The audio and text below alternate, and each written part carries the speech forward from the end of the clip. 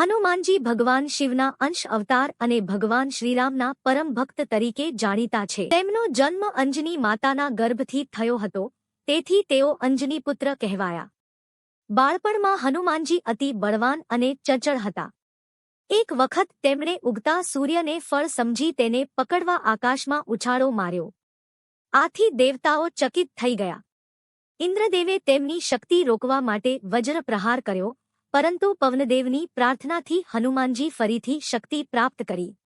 હનુમાનજીનું જીવન શ્રીરામ ભક્તિનું ઉત્તમ ઉદાહરણ છે. લંકામાં સીતામાતાની શોધ માટે તેઓ એકલા જ મહાસાગર પાર કરીને ગયા. અશોક વાટિકામાં સીતાજીને રામની મુદ્રિકા આપી તેમનો વિશ્વાસ જીત્યો. લંકાને આગ લગાવી રાવણની શક્તિનો અહંકાર તોડી નાખ્યો.